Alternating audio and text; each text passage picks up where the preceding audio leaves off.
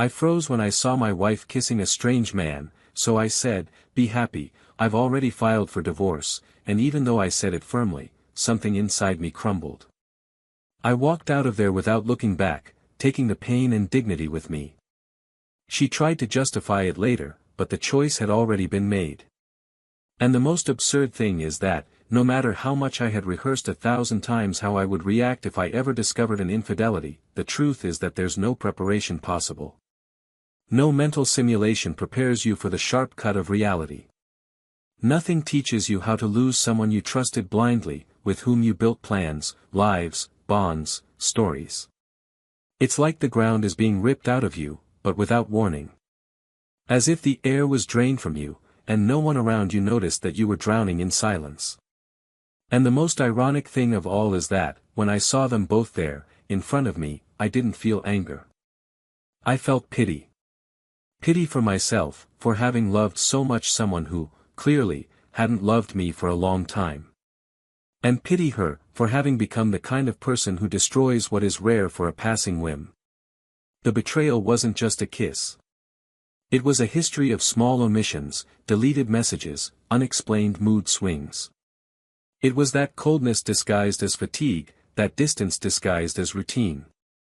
And I accepted it all silently, pretending not to see, because those who truly love prefer to doubt their own intuition rather than face the truth. Until the truth ripped through my chest without asking permission. I saw it. With my own eyes. And even then, my first impulse was to maintain my composure, to guard my dignity like someone clinging to the last shred of self. I didn't scream, I didn't cry, I didn't beg. I simply told her to be happy. That everything was settled. That the divorce was on the way. And I left. But anyone who sees a man leave the scene silently can't imagine the turmoil that remains inside him. The following days were a blur. Sleeping was a war, waking was a defeat. Memories invaded like ghosts, the details of her face haunted me in every corner of the house. The toothbrush still in the bathroom. The blouse forgotten on the couch. The songs that hurt now. The scents that still lingered on the pillow. And the dreams, oh, the dreams took a while to accept that she wouldn't come back. Because part of me, even hurt, expected her to regret it, to knock on the door, to say it was a mistake. But she didn't show up. And that hurt more than the betrayal itself. It hurt to realize I was easy to leave, that everything we'd been through wasn't strong enough for her to fight for us. Over time, the roles reversed. When I finally managed to get back on my feet, when I'd already accepted there was no going back, it was she who returned. She arrived with her eyes downcast, her voice trembling, saying she wanted to talk. That she missed me.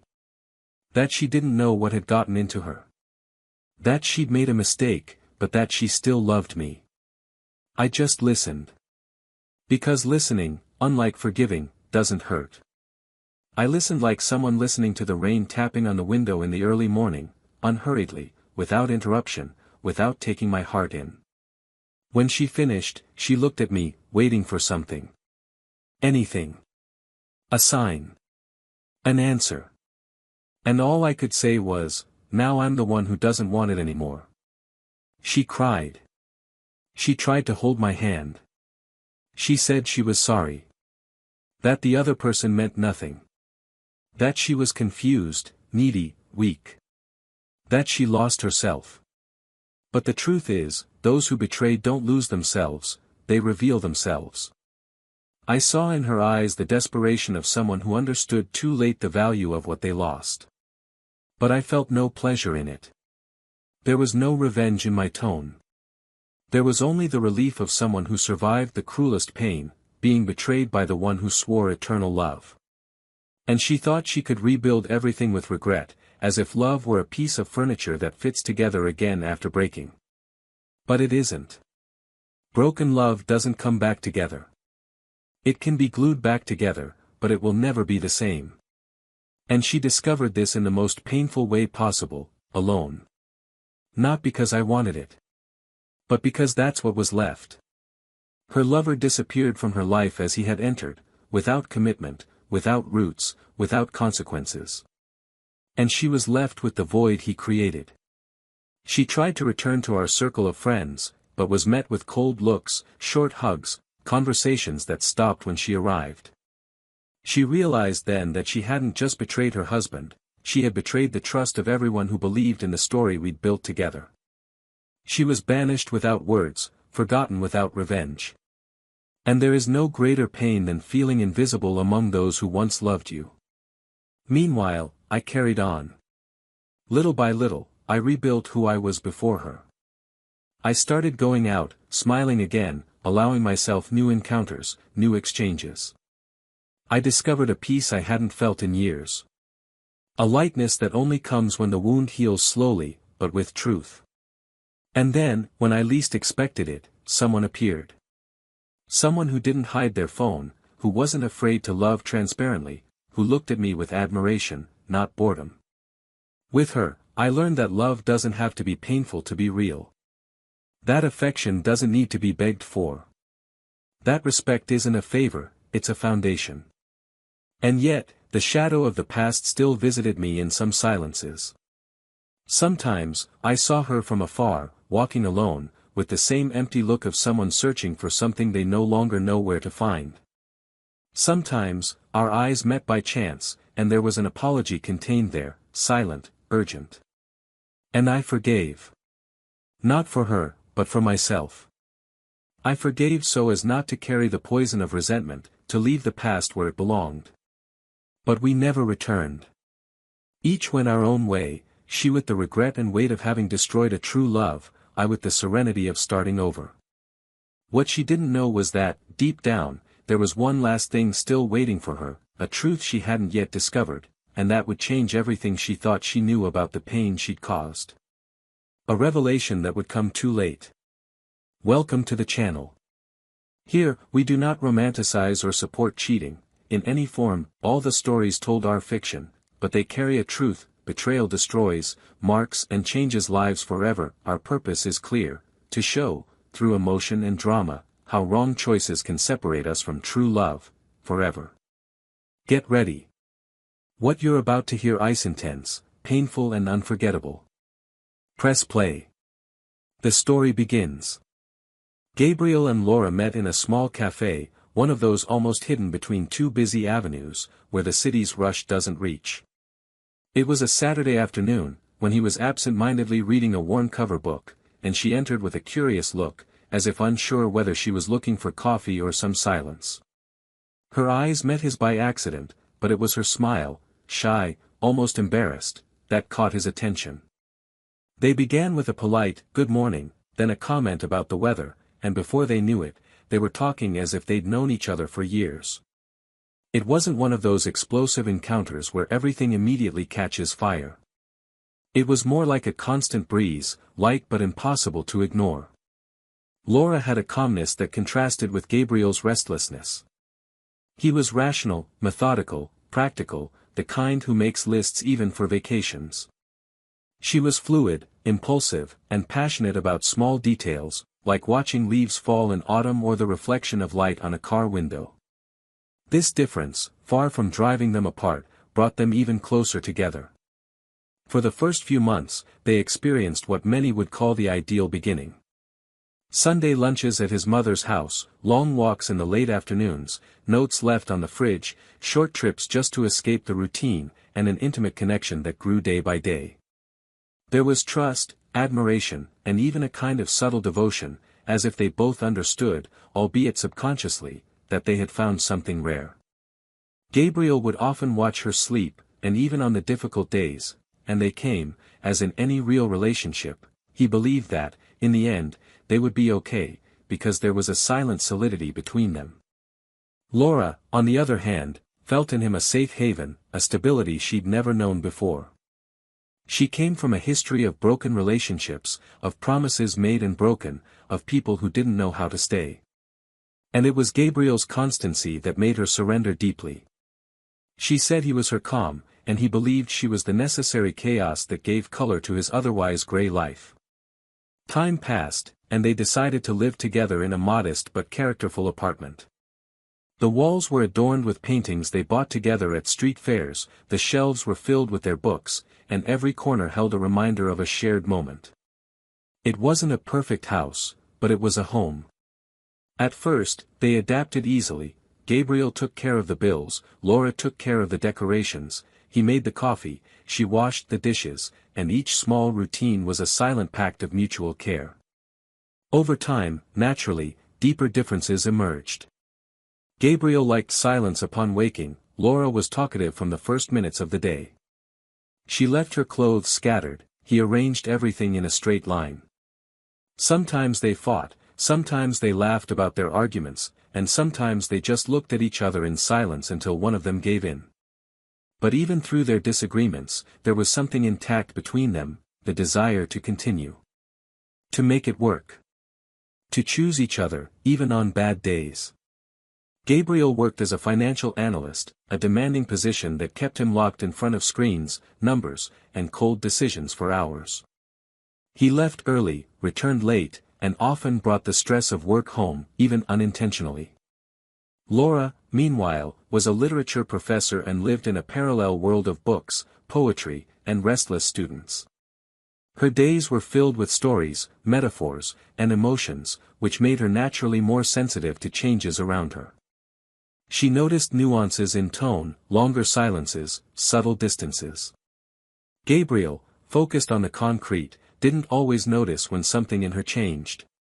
Sometimes, she had to say bluntly that she was tired, that she felt alone, that she wanted more presence, not physical, but emotional. He listened, tried to improve, but wasn't always successful. And yet, she was still there, believing in the love they'd built. Because for Laura, love wasn't just about the good times, but about the daily choice to stay. Weekends became the most precious moments for them both. That's when they were able to reconnect, in suits. They went to the movies, cooked together, visited their parents, or simply spent the day at home, each doing their own thing, but with the certainty of the other's company. Laura said the best place in the world was the living room sofa, lying on his chest, listening to his heartbeat while the TV talked to itself. And Gabriel smiled, because he felt it too. They had mutual friends, frequent dinners, short trips on long weekends, and everything indicated they were heading toward a solid future, perhaps marriage, perhaps children. They talked about it sometimes, with a mixture of fear and excitement. His family adored Laura, seeing in her a light that lit Gabriel's hardest side. And her family, initially wary because of her history of disappointments, eventually surrendered to the visible affection between them. They were seen as the balanced couple, the ones who respected each other, who understood each other without much fuss. Those who seemed to have found something that many had been searching for their entire lives. But it's curious how the cracks always start small. First, there was the change in their gaze. Then came the shorter responses, the rarer touches, the kisses given out of obligation. Gabriel didn't know when, but he sensed something was off. He tried to compensate with gifts, surprises, attempts to reclaim what they were missing, without knowing exactly what. Laura, for her part, seemed distant, sometimes nostalgic, sometimes irritated for no apparent reason. She said it was just fatigue, that the days were busy, that she needed space. And he, respectfully, gave it to her. Because love also meant knowing how to give space. But there was a gap growing between them, and Gabriel no longer knew how to fill it. The conversations, once so long, became monosyllables. Texts throughout the day diminished. Spontaneous smiles became rare. Still, every night they slept in the same bed, exchanged goodnights, and shared the same roof, like two bodies that learned to coexist even when their souls were already drifting apart. Despite the subtle changes, Gabriel never doubted her love. I was convinced, or perhaps hoped, that they were just going through a phase, something any couple would face after years together. He trusted her with the innocence of someone who never considered the possibility of being deceived. He believed the love they'd built was strong enough to weather any storm. There was no jealousy, no mistrust, only the certainty that they were together by choice, not obligation. He didn't see the signs. Or I did, but I chose to interpret them with optimism. And that said much more about him than it did about her. Laura, on the other hand, was waging an internal war. There was a growing restlessness within her, a feeling of absence she couldn't name. It wasn't an absence of love, but perhaps of herself. She was beginning to question everything, the life she'd led, what she'd left behind, the paths she hadn't taken. Gabriel was everything she had ever said she wanted, and at the same time, something in her was crying out for something different, for something that she didn't even know what it was. The routine continued. The days piled on top of each other like pages in a book that seemed to repeat the same chapter. Work, dinners with friends, visits with family, late afternoon coffees, trips to the supermarket, everything happened as if nothing were wrong. But inside, Laura was beginning to fragment. And Gabriel, stuck in the routine, trying to keep everything going, didn't realize that the love he cherished so dearly no longer held the same place in both of them. They still smiled in photos, still exchanged gifts on holidays, still talked about the future as if it were certain. But what sustained it was no longer passion, not even intimacy, it was habit. It was the fear of starting over, the fear of hurting, the fear of admitting that they might not be the same anymore. And yet, they continued. Because loving, sometimes, is also about persisting. Even when everything inside you already knows it's about to end. But until that moment, no one said anything. And that's exactly where everything starts to change. Gabriel began waking up with a feeling he couldn't name. A vague but constant unease, as if some piece of the day was always out of place. Laura still slept beside him every morning, but the way she turned away, even on cold days, made him realize something had changed. Not suddenly, but like a silent erosion that eats away at the edges of trust until it transforms the landscape. The good morning kiss became a gentle wave with half-closed eyes. Breakfasts, once full of conversation, became comfortable silences for only one of them. Gabriel tried not to interpret these changes as definitive signs, he preferred to think it was fatigue, or distraction, or any other reason that didn't involve the feeling he still believed was intact. But there was something in the air. And that something began to accompany him on car rides, in the hallways at work, at Sunday dinners with his family, as if a cloud hovered over his head, threatening rain at any moment. Laura, for her part, seemed more alive than before. There was a new sparkle in her eyes, something he hadn't seen in months. But it wasn't a sparkle aimed at him. It was as if her inner world had been turned on in a different direction. She started dressing up more, going out more often, coming back later, always with simple, seemingly harmless excuses. Gabriel, rational as he was, didn't give in to paranoia. But his intuition screamed softly, enough to disturb his nights and lengthen the hours she wasn't home. He began noticing the clothes she chose, the different perfumes, the silent notifications on her phone. Sometimes, he even went to the bathroom just to check if she had open messages, but he always stopped before touching the device, as if still wanting to protect the illusion that everything was okay. One day, she came in laughing, her phone still lit in her hand, and when he asked what was so funny, she simply replied that it was a meme sent by a friend from college. He smiled, but inside, a wound was beginning to open. The distance between them worsened when Gabriel suggested a trip for two to try to reconnect with what was being lost.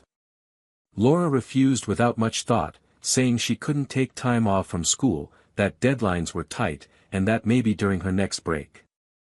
And although it was a plausible excuse, her tone lacked enthusiasm. He didn't insist, but frustration built up along with other small, everyday disappointments.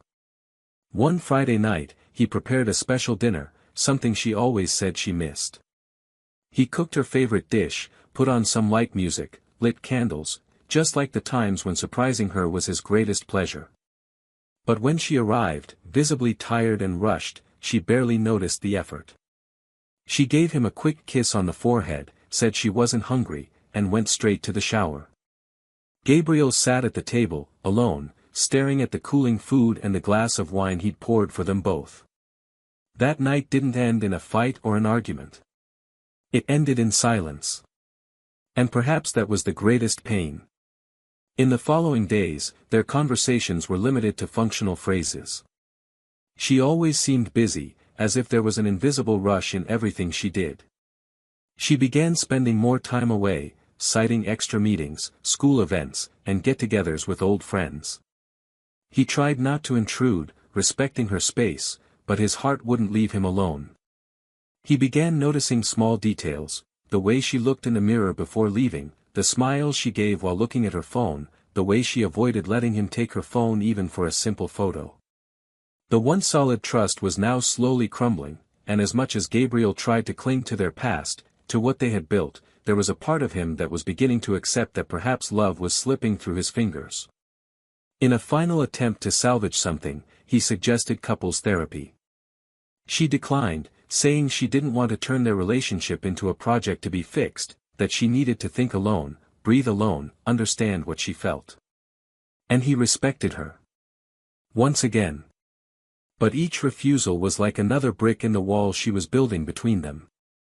Until Saturday came. A seemingly ordinary Saturday, with no definite plans. Laura said she was going out to lunch with a friend she hadn't seen in a while. Gabriel, without any arguments, simply nodded. He spent the day trying to distract himself with random tasks, but something in his entire body told him that this day was unusual. He couldn't concentrate on anything, his eyes kept returning to the clock, his cell phone remained silent, and her absence felt heavier than ever. Late in the afternoon, he went for a walk. He wanted to clear his mind, think about other things. The sky was already beginning to change colors, and he was wandering aimlessly when he passed the street where the same cafe where they'd met was located. On impulse, he decided to go in. The place was crowded, but still familiar.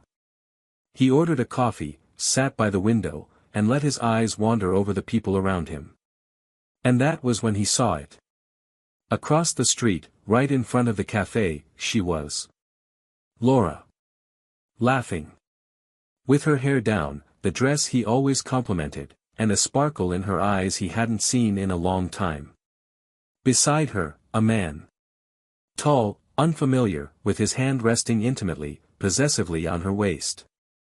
Gabriel couldn't process it immediately. It took seconds, maybe minutes, to accept that it wasn't a mistake, not a coincidence. It was her. It was real. When they both turned, he saw it. The kiss.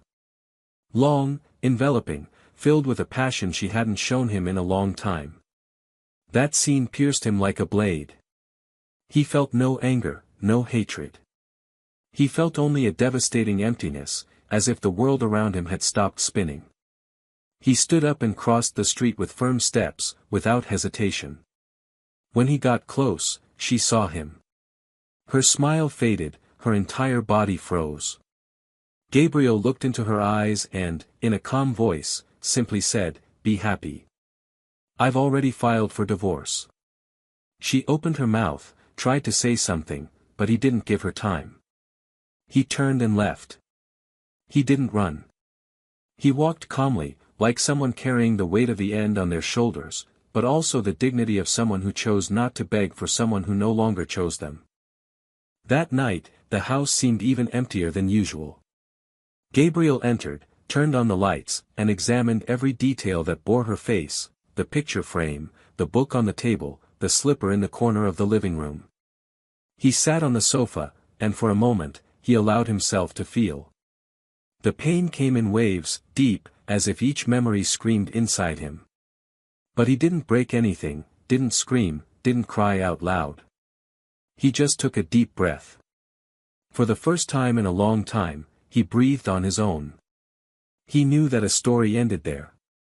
And even without yet knowing everything behind that scene, the whys, the details, the lies, he understood that the decision had been made.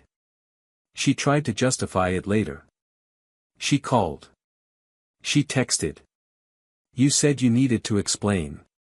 That it was more complicated than it seemed. That it wasn't really like that. But Gabriel wouldn't listen. Not at that moment. Because there was a kind of pain that isn't healed by explanations, only by silence and time. And in that silence, something inside him was beginning to shift. He still didn't know everything. He still didn't know the whole truth. But he was about to discover that the betrayal was just the surface of a much deeper abyss. And what was about to emerge from that abyss would change everything forever. Laura appeared late in the afternoon, 3 days later. She knocked on the door slowly, without insistence, as if she no longer expected to be received. Gabriel heard the sound, hesitated, but finally opened it. She was there, her eyes downcast and her shoulders hunched, so different from the haughty woman he'd seen on the sidewalk days before. She carried in her hands an old coat she'd left behind, but her look revealed it wasn't the coat that had truly brought her back. He let her in without a word, walked to the living room, and sat on the sofa. She followed him, her steps hesitant, and for a moment they were both silent, as if the weight of what had been left unsaid was present in every inch of that space.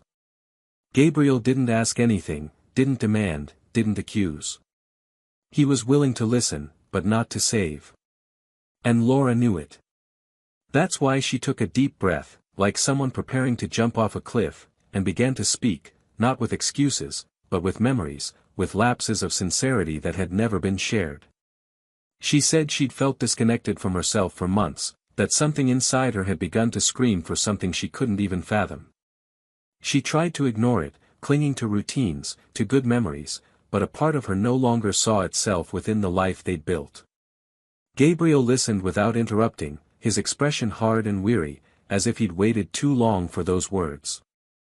Laura spoke of the emptiness, the doubts, the fear of having lost herself in the name of a relationship that was too stable, too predictable, too good for someone carrying so much unresolved emotional baggage.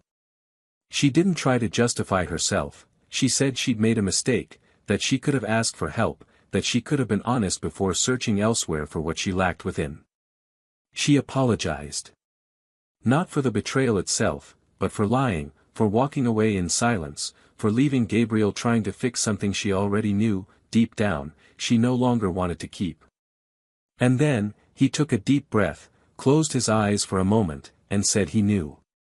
That I didn't need to hear the details anymore. But it was at that moment that she said the thing that changed everything. They didn't take me back. Gabriel frowned in confusion. Who? She hesitated, and then, her voice breaking, added, our friends. All of them. I tried to come back, tried to pretend nothing had happened. But no one looked at me the same way. My invitations went unanswered, conversations stopped when I arrived, hugs were short and forced. I was excluded. By everyone. Even my best friend. She told me I betrayed her trust too, by hiding what was happening. He took a while to respond. The silence seemed heavier than any words. Gabriel then stood, walked to the window, crossed his arms, and stared out. When he finally spoke, his voice was low but firm. He said he hadn't asked anyone to judge her, but he also couldn't control the impact of her choices. He said he never told anyone the details, that he didn't seek emotional support from any mutual friends. He just moved on with his life. Laura shook her head, tears in her eyes, and added, you didn't need to. They knew. They saw you after that. They saw what you became. A man silent, but with his dignity intact. They took sides without you having to say a word. Gabriel continued with his back to her, listening. She then said that, for the first time in her life, she understood what it was like to lose everything at once. Not just him. But her history, her surroundings, her roots. She said the man she'd been with hadn't even responded to her last messages. Who left her without saying anything, who never promised anything, and who, foolishly, believed that there was a new beginning there. Gabriel turned, looked at her with a mixture of compassion and coldness, and said he understood. That he, too, once believed in illusions. That he, too, thought love was a given. But now he knew that true love only exists when there's truth on both sides. Laura wept, not with despair, but with resignation. She was exhausted, tired, defenseless. And then, in an even lower voice, he revealed what Gabriel hadn't expected. He said that the man she'd gotten involved with, the one she'd risked everything for, was someone who was part of their lives in a way he hadn't yet realized. A man who hadn't arrived by chance. Who knew her even before Gabriel knew. And when he asked who he was, she took a while to answer. And then he said the name. The name that made Gabriel sit back on the couch as if he'd been punched. It was Marcos. An old college friend of Gabriel's. Someone with whom he'd shared parties, games, and secrets. A name he hadn't heard in years, but which still caused discomfort whenever it came up. Because there was something unresolved there. An old story of broken trust, of veiled envy and resentment disguised as smiles. Laura explained that she had met Marcos by chance, at a bar with friends. That she didn't recognize him right away, that he only revealed who he was after a few conversations. That he was kind, charming, attentive. That he made her laugh again, that he listened to her differently. And that, when she finally realized who he was, she was already too involved. She said she didn't know if he approached her with ulterior motives, if there was some underlying motivation, but that there was something about him that made her feel alive. Gabriel closed his eyes, and for an instant, the entire past came back like a whirlwind. The fights in their youth, the comparisons, Marcos's resentment at not having achieved the same career, the same prestige. It all made sense now. Laura said he never promised anything, that he left her as he had entered, and that she realized too late that she had been just part of a game that wasn't hers. Gabriel felt the pain of betrayal multiply. Not because of the physical infidelity, but because of the symbolism of it all. Because it had been him. Precisely someone who, deep down, always wanted to see him fall. Laura apologized. Not for what she felt, but for the consequences of having acted without thinking. She said she hadn't meant to hurt him that way, but now understood the damage was irreversible. She said she'd seen him move forward with dignity, that she'd learned of his new relationship through mutual acquaintances, and that she'd felt envious of something that, ironically, had once been hers. Gabriel said nothing. He simply stood up, walked to the door, opened it, and looked at her. Not with anger, but with the certainty that the chapter was closed. Laura understood the gesture. She also stood up, walked silently, and as she passed him, said, "You were everything. And I destroyed that with my own hands." He simply replied, "And now, I am everything, without you." The door closed. Outside, she left with hunched shoulders, no one waiting for her, no clear destination. Inside, he stood for a few minutes, breathing deeply, digesting the last piece of the puzzle. Now he knew everything. Now he was whole enough to begin again. And outside, unbeknownst to her, someone was watching her. Someone who saw it all from afar. Who saw the fall, the regret, the loss. And what would come next would further change the paths of everyone involved in this story. Days after their last encounter, Gabriel returned to walking the streets as if picking up the pieces of his own existence. Something in him had changed definitively. It was no longer just about overcoming a betrayal or starting a new life. It was about traversing the wreckage of everything that had been and understanding that certain wounds don't heal and disappear, they remain as marks that shape who we become. Laura had left, taking more than objects or memories, she had taken with her a part of the past that would never return. The void that remained was no longer absence, but free space. And this space began, slowly, to fill with new colors, new gestures, new presences. Life continued with its cruel naturalness, the world doesn't stop so that no one suffers, and routine, in its merciless indifference, drags even the most broken down. But between one day and the next, between the silences and the internal reconstructions, something unexpected began to take shape in Gabriel's life, something unplanned, but absolutely real. It was a Friday afternoon when he met Helena again. They had seen each other only a few times before, always at social events or casual encounters, but there was something about her that now caught his attention in a different way. She was discreet, sweet without being submissive, self-assured without being arrogant. She worked with children and had the serene weariness in her eyes of someone who cares too much for others. When they met by chance in a bookstore, they began talking naturally.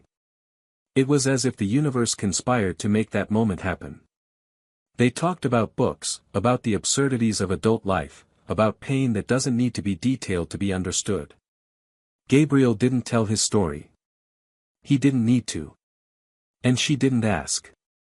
There was a silent respect between them for others' pain, as if each recognized in the other a courageous attempt to move on. And, that same week, they arranged to meet again. An unpretentious coffee turned into a light dinner, which turned into a long walk down the nearly empty street, until, without rushing, Gabriel took her home and the night ended with a tight hug, the kind that calms without needing to promise anything.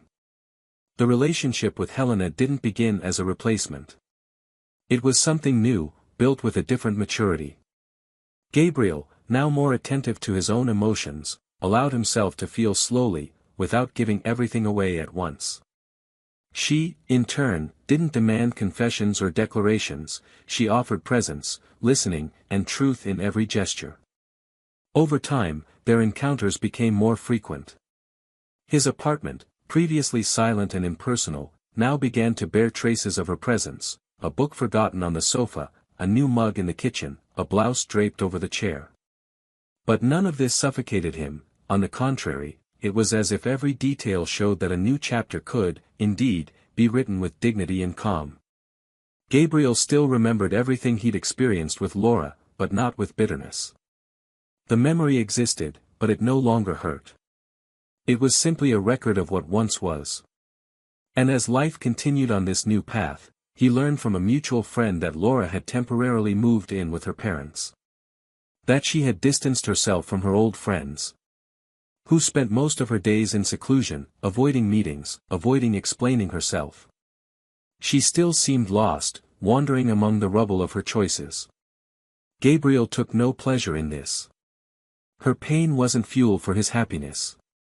But deep inside, there was a sense of natural justice, as if balance was finally returning to where it should be. And it was just when everything seemed to be falling into place that the past decided to take another step toward the present. One random Saturday, he received an unexpected invitation. An old college friend was throwing a small celebration at her house, a reunion with people she hadn't seen in years. Helena encouraged him to go, even though she said she couldn't accompany him because of a family commitment. He went. He wanted to reconnect with some faces from the past, breathe a breath of fresh air. The house was full but quiet. The music was low. The conversations were nostalgic. Gabriel felt good, only displaced in time, as if he were visiting a younger version of himself. Until he saw Marcos. The impact wasn't immediate. The two stared at each other, recognized each other, and there was a silence between them that seemed to contain years of pent-up resentment. Marcos approached, but with a different smile, less arrogant, more cautious. They exchanged dry, almost bureaucratic greetings. And, to Gabriel's surprise, Marcos asked to talk. They spoke few words at first. Formal questions, polite answers. Until Marcos, with a strange look, heavier than the room could handle, said he needed to get something off his chest. He said he hadn't slept well since the last time he saw Laura. That he had gotten involved with her without realizing the consequences. That, at first, it was just a game. A kind of silent revenge for everything Gabriel had achieved. He admitted he approached her with the intention of proving to himself that he could still win, somehow. But he didn't expect it to turn into a trap for them both. Gabriel listened but didn't respond. He just watched, like someone analyzing a storm from afar, deciding whether it was worth getting closer. Marcos then said he tried to distance himself from Laura when he realized she was getting serious. That he realized he had crossed a line and didn't know how to go back. But above all, he needed to tell him something he'd never had the courage to say. And what he said made Gabriel's feet shift. Marcos revealed that Laura didn't meet him by chance at that bar. That she knew who he was from the start. That she was the one who started the conversation. That she was the one who made it all seem casual. That Laura, days before betraying him, had discovered an old story involving Gabriel and Marcos, an old fight, a betrayal of a friendship from their youth that she hadn't known about until then. And, upon discovering this story, something in her was reactivated. Something that perhaps even she didn't know how to deal with. According to Marcos, she sought him out as if trying to challenge the past. As if wanting to stir up old wounds in someone she loves, even if unconsciously. Gabriel stood still. It was a lot to digest. What affected him most wasn't the fact that Laura had cheated. But the fact that she had, perhaps, gotten close to Marcos not just out of need or a slip-up, but out of an unresolved emotional impulse. As if, upon discovering a hidden part of his past, she felt she didn't truly know him, and instead of asking, she chose to sabotage him. It was a double whammy. Because now he understood that her mistake hadn't been just a one-time thing. There had been choice. There had been awareness. There had been intention. Even if she herself had misunderstood it. Gabriel got up, left Marcos there, and left the party without looking back. The walk home was in absolute silence. Not because of the absence of noise, but because within him there was now a new layer of understanding. A bitter layer. But also a liberating one. That same night, he wrote a letter to Laura. He didn't send it. But he needed to get it out. He said he forgave her, not out of kindness, but out of self-love. That he regretted not what she did, but what they had lost. He hoped one day she would understand why some things cannot be undone. That she would find peace. That he had already found his. And when he finished, he burned the letter in the backyard, watching the words turn to ash in the dim moonlight. He went inside, turned out the lights, and slept like he hadn't slept in a long time. Meanwhile, across town, Laura sat in the darkness of her own room, cell phone in hand, staring at the blank screen. She knew he wouldn't write. She knew silence was the definitive answer. But still, she waited. Waited for a gesture, a sign, anything. Her conscience was now too heavy a burden. And there was no one to share it with. Friendships had drifted away. Family avoided the subject. And the man she destroyed everything for was no longer there. Only her remained. With her own mistakes. And a regret that had nowhere to run. Gabriel, for his part, moved on. He hadn't forgotten, but he had freed himself. He was ready to love again. But now, with more open eyes, clearer boundaries, and renewed faith in himself. Helena was by his side, unpressured, unhurried. And, for the first time in a long time, he felt exactly where he was supposed to be. Not because everything went right, but because he survived what went wrong. And survived whole. Gabriel began to notice something different in the way he breathed. It was as if the air entering his lungs was now lighter, less burdened by guilt, frustrated expectations, or memories that had previously weighed down like invisible anchors. After so long living amidst forced silences and veiled deceptions, he was truly beginning to exist in peace.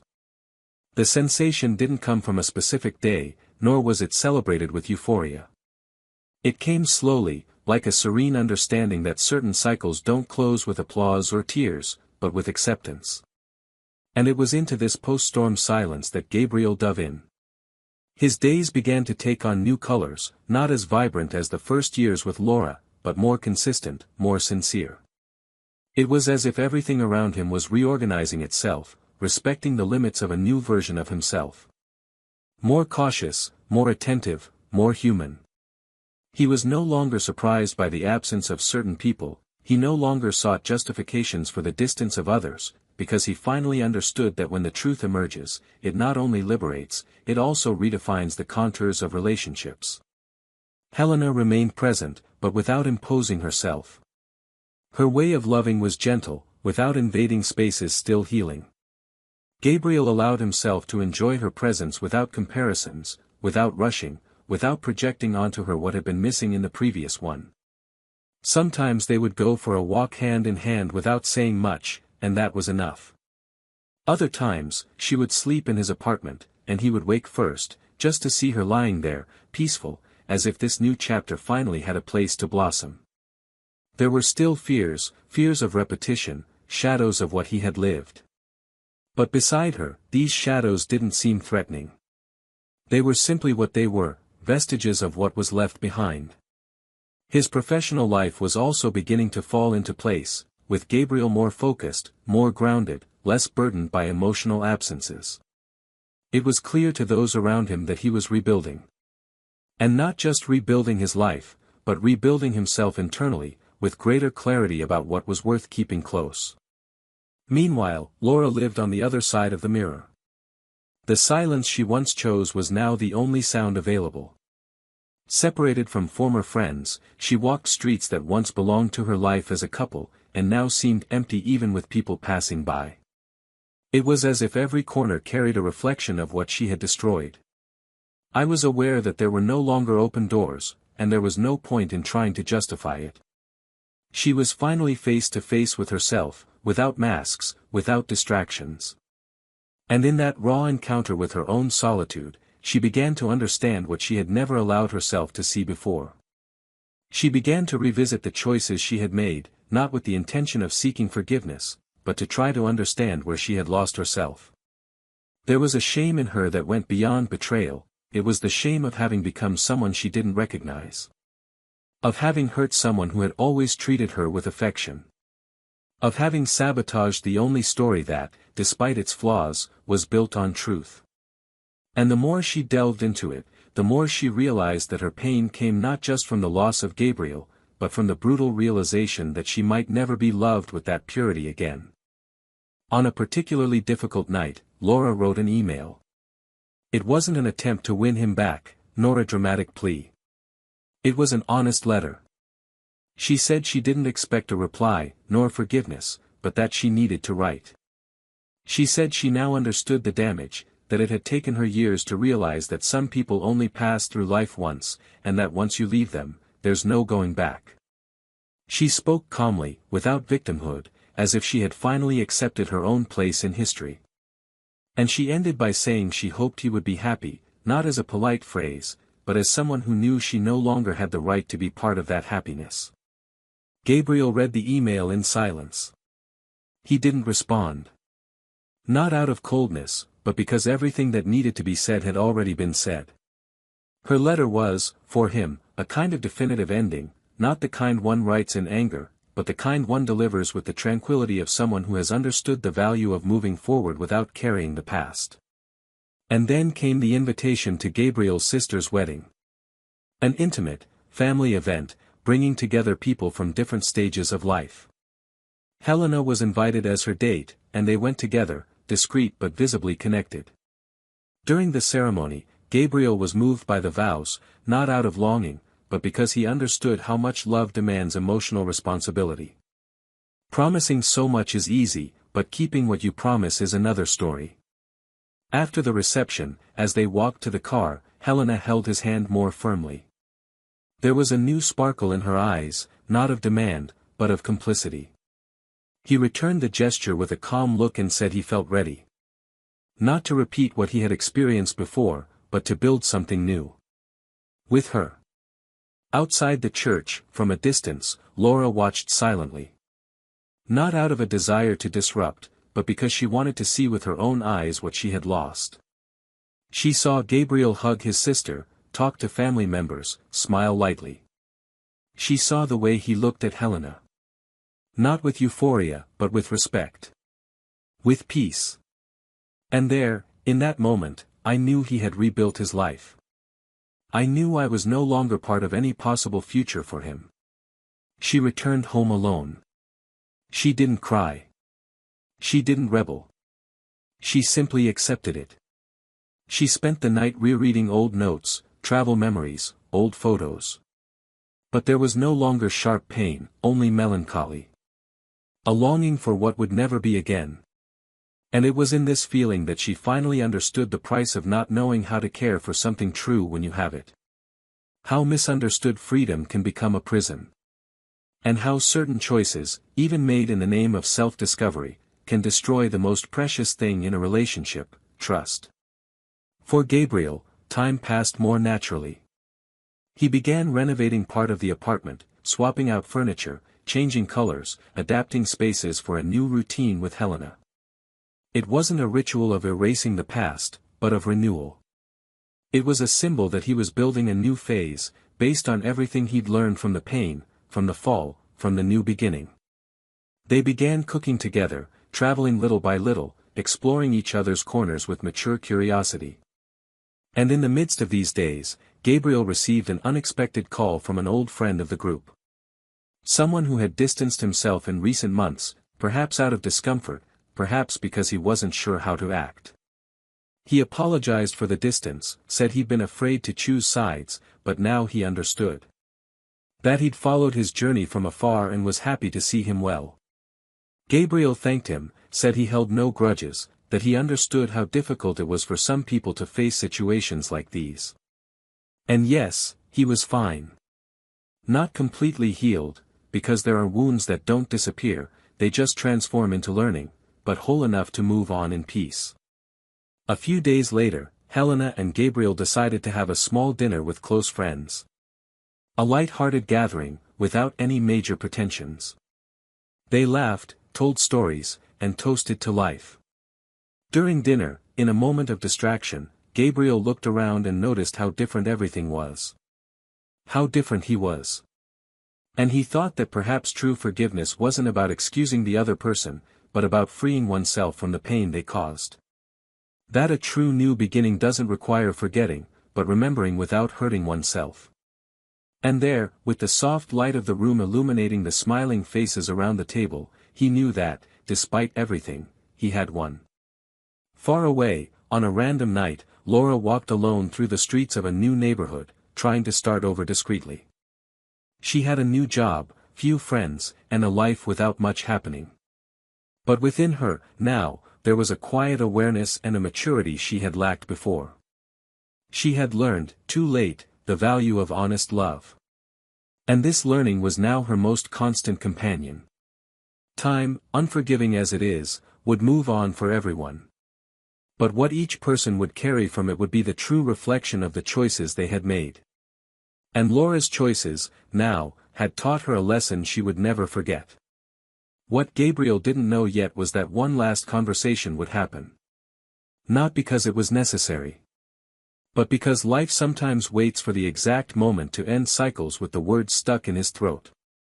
And that moment would come when he least expected it. Gabriel hadn't expected that email to receive a response. He had already ended the story with Laura inside him.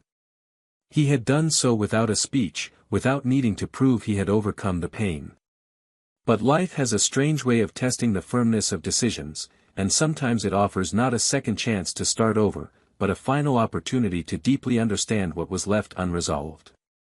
It was late afternoon when he left work and found Laura standing across the street, near the building where he usually parked. Her presence, there, without warning, without a previous message, caused him an unease that wasn't anger or fright, it was a mixture of surprise and recognition. They hadn't seen each other in weeks, and now, as if something had pushed her there, she stood before him with her eyes lowered, her body hunched, and an expression that seemed to contain everything that had been unsaid before. Gabriel stared at her for long seconds without moving. The silence between them weighed more heavily than any argument. She was the first to speak. She didn't apologize, didn't say she missed him. She simply asked if he could listen to her for a few minutes. Gabriel hesitated, but eventually accepted, perhaps out of respect for the past, perhaps because he felt this conversation could, in fact, seal what still remained unresolved. They walked in silence to a bench in a nearby square, the same place where, years ago, they had made plans for the future. Now, the setting was the same, but everything around them carried a new weight. They sat side by side, not too close, and Laura began to speak in a tone he hadn't heard in a long time, calm, sincere, without emotional makeup. She explained that, in recent months, she had been in therapy. She began to confront old issues she had always avoided, and that she needed to return to her childhood, to her teenage memories, to the times when she learned to run away when faced with stability. She said she had an unconscious tendency to sabotage what she felt was too good, as if emotional comfort frightened her more than rejection. She revealed that she was never able to understand the extent of the security Gabriel offered until she lost it completely. She spoke of how she idealized love as something that should always come with intensity, drama, and ups and downs, and how this blinded her to the peace he represented. She said she didn't expect reconciliation, that she wasn't there to reopen doors, but that she needed to talk to him while there was still a chance of being heard. Gabriel listened attentively, but kept his eyes fixed straight ahead, not looking at her directly. Her words struck deep, not because they stirred pain, but because, in a way, they brought meaning to silences he'd never known how to interpret. When she finished, he took a deep breath and waited for an answer that didn't come immediately.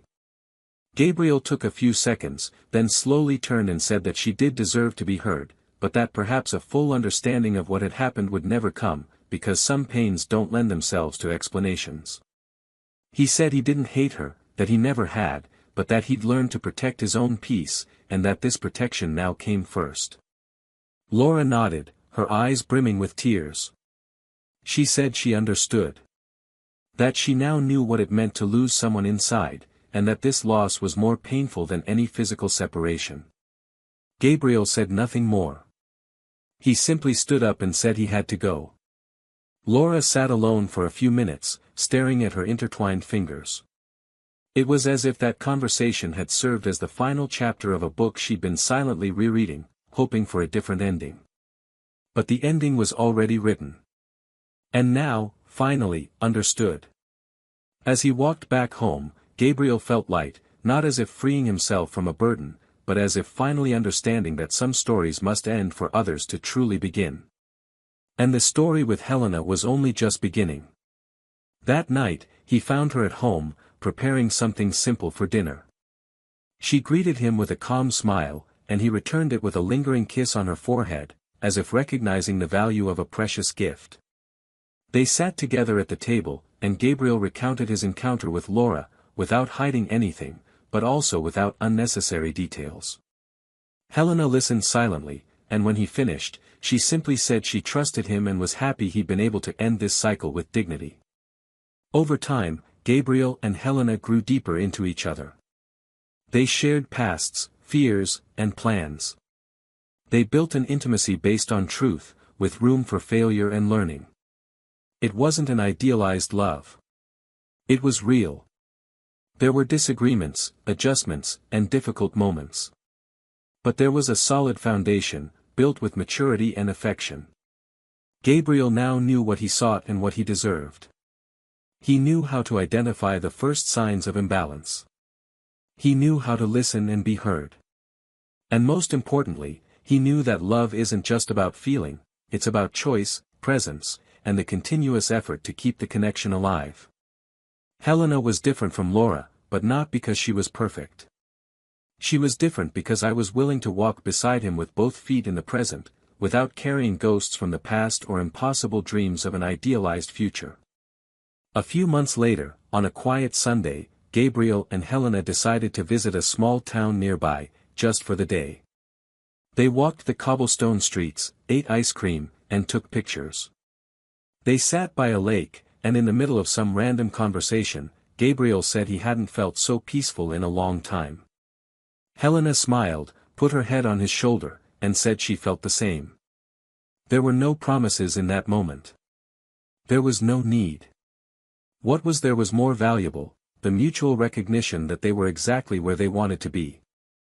It was the kind of relationship you don't shout to the world, but live in silence, with sincere intensity. Laura, for her part, moved on with her life at a slower pace. She continued with therapy, got a new modest apartment, and gradually made new friends. She began to understand that starting over wasn't about erasing the past, but learning to live with it without letting it define who she would be from then on. She began to value silence as a space for reflection, not guilt. And little by little, without major events, she began to build a new version of herself. Not a perfect version, but a more lucid, more responsible, more aware of the consequences her choices could have. In a moment of calm, while organizing old notebooks and storing away objects she no longer needed, Laura found a forgotten photo, her and Gabriel on a long-ago trip, embraced, smiling in front of the sea. For a moment, she stared at that image. Not with pain, but with honest longing. Longing for what they were, what they built, what they destroyed. But she didn't cry. She just smiled slightly and put the photo away in a box with other mementos. She knew those days would never return, and that she shouldn't. But she had learned to look at the past with respect, not with blind regret. And perhaps, for that reason alone, she was already taking a new step. Life now no longer revolved around what she had lost, but what she could still build. Meanwhile, Gabriel and Helena returned from their short trip, talking about books, plans for the coming weekend, ideas for the future. The radio played an old song they both knew. And in that simple moment, amidst laughter and knowing glances, Gabriel was certain that love, when true, doesn't have to be perfect, it just needs to be lived with courage and truth. The past had finally found its place. And the future, still blank, seemed more promising than ever. But the story wasn't over yet. Something awaited them just ahead. One last curve in the road that would test everything they'd learned so far. Because even when everything seems peaceful, life likes to test the firmness of the roots before allowing them to fully blossom. It was a clear morning with calm winds when Helena woke first, still enveloped by the soft light that filtered through the half-open curtain. She watched Gabriel sleep, his face serene, his chest rising and falling in a rhythm that conveyed peace. She touched his shoulder gently, just to be sure it was real. He opened his eyes slowly, smiled with that silent tranquility she loved so much, and without saying a word, pulled her close. That morning, like so many others in recent months, seemed ordinary. But in truth, it was the consolidation of everything he had built after his fall. That home, which once carried the shadows of a broken history, was now a living space, full of meaning, of small shared habits, of plans that blossomed without fear. Gabriel had chosen, for the first time, not just someone to love, but someone with whom he could grow without losing himself. On weekends, they cultivated a small vegetable garden on the porch. Helena, with her natural patience, taught Gabriel how to work with the earth, with the timing of the seeds, with the wait for the fruits. And he, always so rational, learned to slow down, to allow himself to be vulnerable. Their coexistence was light, without absences disguised as silence, without distance disguised as routine. It was a relationship built on the solid foundation of truth, but also on constant attention to the small details. Gabriel no longer wondered about the past, no longer compared, no longer sought answers to pains that had been healed. And that, in itself, was a miracle.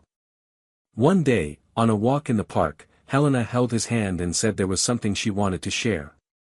Gabriel stopped, looked at her intently, and she took a deep breath before telling him she really wanted to build a family with him. Not immediately, but she did. She wanted to think about that future together. For the first time in a long time, Gabriel felt no fear. No doubt. No weight of a poorly sustained commitment. He felt gratitude. He felt ready. He smiled, kissed her forehead, and told her that if it were with her, he would face anything. It was more than an answer to a desire. It was a silent promise of a love that learned from pain to be whole. On the other side, Laura now lived a new reality. She was no longer the center of any story, no longer occupied the space of active memory in anyone's heart. She had moved to a more remote neighborhood, where no one knew her. She worked at a small publishing house, editing texts, revising words that weren't hers. And perhaps there was an irony in this, living surrounded by stories while her own had ended so definitively. Time had given her the lucidity she'd previously lacked, but with it also came its weight. Laura wasn't unhappy. She had learned to deal with loneliness without rebellion. But there was no longer a sparkle in her eyes. She went on with her life silently, as if refusing to repeat the same mistakes, but carrying, every day, the memory of a choice that cost her everything. Sometimes, walking alone through the streets, she would see couples laughing, exchanging simple gestures of affection, and she would feel a tightness in her chest that wasn't envy, just the memory of what she once had and let slip away. Marcos, the man behind the deepest wound, also had his fate sealed. After his brief involvement with Laura, his reputation, even among his former colleagues, was tarnished. Not by gossip, but by the realization that he had crossed an invisible line. His relationships became superficial, his presence at gatherings dwindled, and he gradually realized that his revenge game had cost him his very integrity. He tried to move on with his life in a different circle, with new people, but emptiness soon overtook him. It was an emptiness that came not from external losses, but from the bitter knowledge that, in an attempt to bring down another man, he had destroyed a woman and undone any chance of being remembered with respect. Now, he carried it in his eyes, a look that was once self-assured, now restless, disconnected from any purpose. It was the portrait of a man who won a war of his own making, but in the end, discovered he was alone on the battlefield. Time passed unhurriedly, and with it, Gabriel and Helena continued steadfastly. They bought a small house in a quiet neighborhood and gradually filled each space with life. Helena became pregnant months after that conversation in the park. The news came at a regular breakfast, amid laughter and weekend plans. Gabriel embraced her with tears in his eyes, not out of fear of the new, but out of immense gratitude for experiencing something he'd once thought would never be possible again. The birth of their son brought more than happiness, it brought redemption. Seeing the child grow, learning to smile, to walk, to babble, made Gabriel understand clearly that nothing was in vain. That everything he'd suffered, all the pain, all the silent nights, all the choices he seemed to have, were, in the end, the path to that moment. Laura learned the news months later, through a social media post from a distant friend. A simple image of Gabriel holding his son in his arms, with Helena by his side, smiling with a love that was visible even in pixels. Upon seeing that scene, she didn't cry. She simply turned off her phone and stood for long minutes, silently, staring out the window of her small apartment. That image said it all. It was the symbolic end of everything she once had, and now no longer. There would be no more attempts, no more excuses. It was, indeed, the end. And she respected it. She kept that moment within herself, as if it were the final seal of a painful learning experience. Years passed. Gabriel and Helena formed a strong family. The boy grew up surrounded by love, communication, and presence. The house was filled with noise on weekends, with scattered toys, the smell of home-cooked food. Gabriel would often watch them from the kitchen, the woman he chose and the son who united them, and silently give thanks. With each new day, he reaffirmed the commitment he made to himself, never to let the pain of the past hinder his ability to love again. He had done it. He had gone through hell without letting the fire turn him bitter. He had found love, not perfect, but whole, and that was more than he had ever dreamed. Laura, in turn, moved to another city.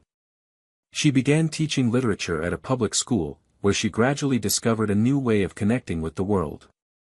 Her classes were profound, filled with reflections on love, guilt, and forgiveness. The students, many of them marked by difficult histories, found a welcome in her words. And perhaps there, in that role as teacher and guide, Laura discovered a new opportunity to reframe her pain. She didn't forget what she experienced, she didn't try to erase her story. But she found purpose in transforming her own fall into bridges so that others wouldn't fall the same way. She was a more sober, more attentive, more human woman. She didn't rebuild her love life in the same way, but she rebuilt herself as a human being. And that, sometimes, is all one can ask for. And so, the story ends. With each following different paths, reaping the consequences of their choices. Gabriel with his heart restored and a new family born of true love. Helena as the woman who offered love without demands, who healed with presence and truth. Marcos with his conscience marked by the bitterness of his own games. And Laura, transformed by pain, but at peace with the fact that certain mistakes cannot be undone, they only teach. If you've made it this far, leave your thoughts on this story in the comments. We want to know how you felt, what touched you most, and if you've ever experienced or witnessed anything similar. Don't forget to subscribe to the channel to see more stories like this, with unexpected and thought-provoking endings. This story is a powerful reminder of how betrayal, no matter how small, has the power to destroy homes, loves, and futures. An act of disloyalty not only breaks the bond between two people, but also hurts everything around them: friendships, families, memories, trust. Rebuilding is possible, but it will never be the same. So, cherish love while it exists. Be loyal, be true. And remember, this channel does not support any kind of betrayal. Never. Under any circumstances. Until the next story.